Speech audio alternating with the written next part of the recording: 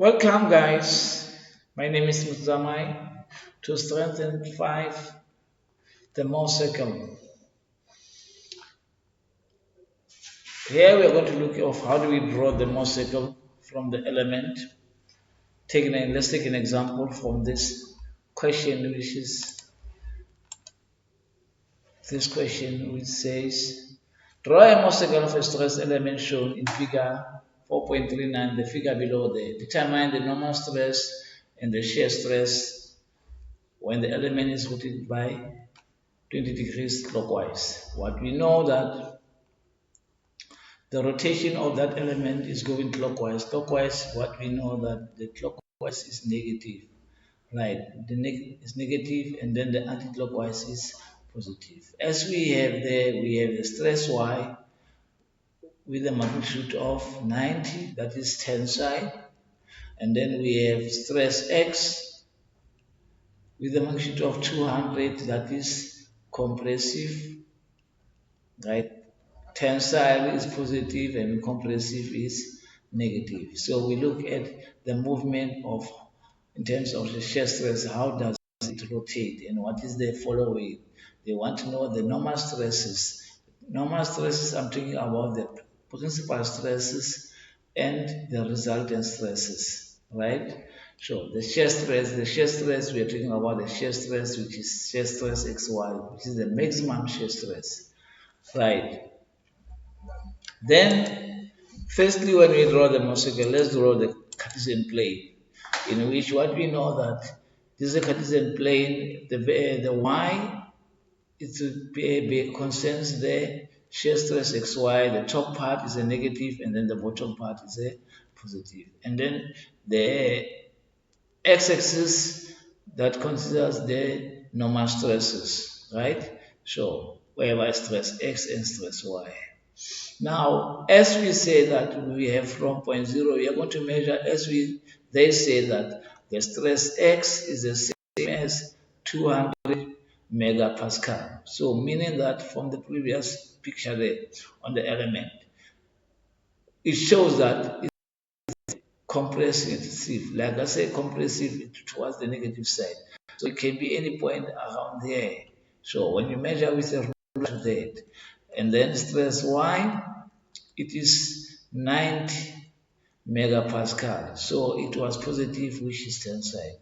So it came from 0 to the around here. You can use this 200 divided by 40 or whatsoever. Right. Now for these 2 points here, that's why we are going to have the stress average. Stress average, we say minus 200 plus 90 divided by 2. That will give you minus 55. Then you take your ruler and measure from 0, measure minus 55. That is the stress average, right? So now from that stress average, what we say that we have to draw the circle from X and Y. We draw the circle. When you draw the circle, meaning that this is the circle we are going to have. Let me raise this point there to show the original point of the 200 and then the 90. So we show that at this point here, we have that point here that is for 200, which is stress X, right? And then that point here, that is 90 for stress Y, megapascal for stress Y. And then here in the middle, we see that here is the stress average. That is a stress average that is 55. Right. Now, the rotation,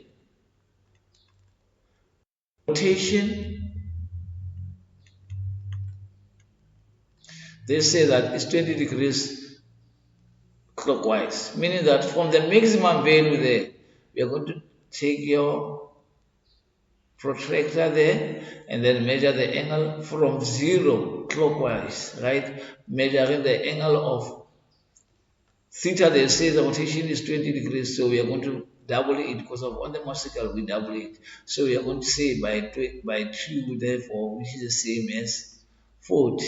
Then we are going to have our line there. That our line immediately when it touches the circle, we have our angle there, which is 40. Then we can draw the vertical line down. The vertical line there, the aim of the vertical line is to know what is the distance from zero for the principal, for the normal stress. We want to know what is the from zero until that point where it touches the x-axis. Right, now the easier method, you can measure it or you can use it, you can calculate it. Let me say, take that triangle and then let me put it here, right? So we have that triangle there. Firstly, let's look at the distance here from here to there, whereby it determine our shear stress. It's on the negative side, so it will show that our shear stress xy is the same as the shear stress x1. When you measure it, it will give you 93,2 when you measure it, right? So alternatively, if we take the formulas, but in N5 we don't have formulas, we have to measure it. But there are some parts whereby you can use the calculations. An example, like if I take that triangle, I have the angle of 40 here, right? So if I have the angle of 40, I have the shear stress as 93,2, right? So if I have that 93,2, let me call this portion here, this portion x, that portion, call it x, right? In which I want to know what's the distance x. That distance x, it is this distance from here, from the stress average to that point there. That when I can say that tan 40,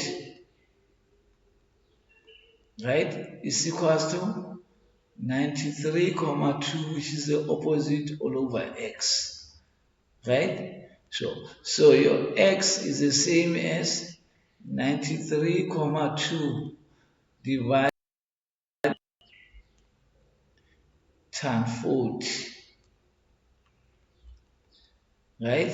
So whenever I have that, my x will give me almost 111 megapascal, right? So to get the total distance here, that means the principal stress, normal stress here, the normal stress will give us, it will be stress average plus x, right? Which is the same as stress average, we have minus 55 because it's on the negative side, right? But this distance is also minus. You can get rid of minus, say minus 1,211. That will give us minus 166 megapascal. A minus shows what? Compression, right? So megapascal, right? Then from this point to that point, if I take this and push it to the side, meaning that it can give me the minimum here on this side here, it will give us, you can say that minimum principal stress, this is the maximum, right? So for minimum, it will be,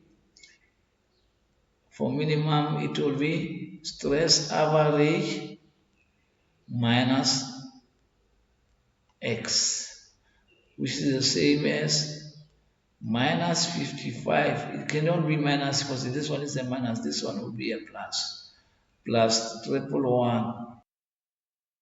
Let's say minus 55 plus 1,111. Let's see, minus 55 plus 1,111, and then it will give you 56. Therefore, it will give us the 56 degrees, right? Not degrees, mega Pascal. Are we there? Now, what is happening here, you'll notice that this thing is going clockwise. So when the element is going clockwise there, right, what happened? We had what? Here we had the 200 and then compressive, right? So not tensile, but compressive. Here we had the 90 tensile. Are we there? So The 90 is doing what? Is decreasing, and the 200 is also the decreasing. That's why we have 56 and minus 166. Are we there? So which shows that as I have minus 2, I have minus 200. So when you look at the value, it seems like increasing, but now the stress is still going way. It shows the direction goes clockwise in the opposite direction of that 200. Right. And then we want to know what is the resultant from this point to 0. The resultant, what we say that let's take another triangle. Let's make another triangle there for the resultant.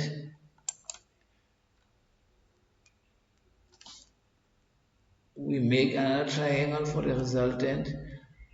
There's the line for the resultant. Let's make another triangle. I want triangle there, meaning that here I'm going to have alpha. But one thing I know, I have 93. I have 93 comma 2. 93 comma 2. Right? So I want to know what is my resultant.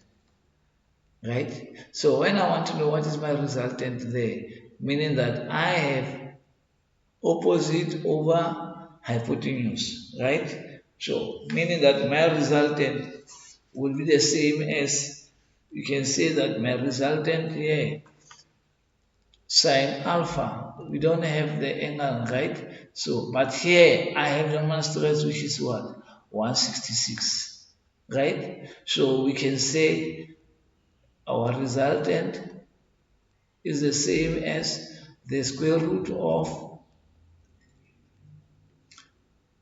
166 squared plus 93,2 squared, right?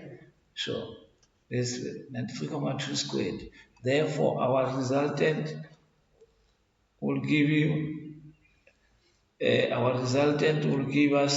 we have the square root of 166 squared plus 93,2 squared. And then our resultant there will give us what? Will give us 190, right? Comma 4 megapascal, right? So the angle of alpha, you can say that alpha is the same as arctan of alpha 93,2 divided by 166. So the angle of the resultant, our resultant here, it gives us what? It gives us 190, right? So we have the arctan of 93,2 divided by 166. Then our angle will be what?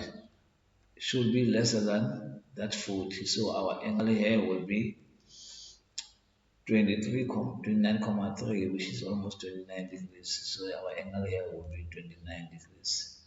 Right. Thank you. This is how do you plot a Mohr circle of an element in terms of rotation. Thank you.